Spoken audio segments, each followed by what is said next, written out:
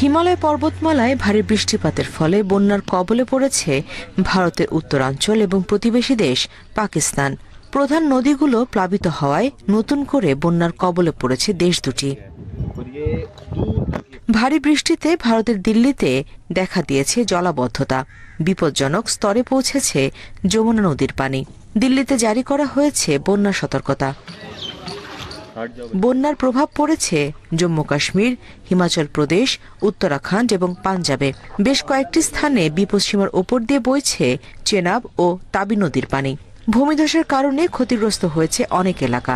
বৃহস্পতিবার জম্মু কাশ্মীরের শ্রীনগরে অন্তত ২০০ পরিবারকে নিরাপদ আশ্রয়ে সরিয়ে নেওয়া হয়।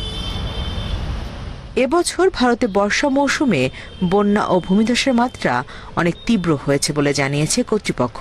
শুধু আগস্ট মাসেই ভারতের উত্তরাঞ্চলে অন্তত ১৫০ জনের মৃত্যু হয়েছে। ক্ষতিগ্রস্ত হয়েছে অসংখ্য গ্রাম। বন্যা বিপর্যস্ত পাকিস্তানের উত্তর পূর্বাঞ্চল। ভারতের পক্ষ থেকে পানি নিয়ন্ত্রণে কৃত্রিম বাঁধ বা ড্যাম থেকে অতিরিক্ত পানি ছেড়ে দেওয়ায় বন্যা পরিস্থিতির অবনতি হয়েছে পাকিস্তানে। বিপদসীমার ওপর দিয়ে বইছে দেশটির ৩টি নদীর পানি।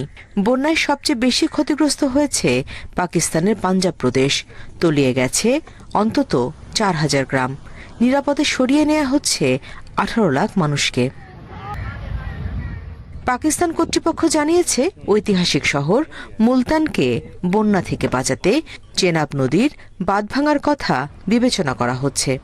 এর ফলে শহরের পার্শ্ববর্তী এলাকায় পানি ছেড়ে দেওয়া হবে যাতে নদীর জলস্তর কমে আসে।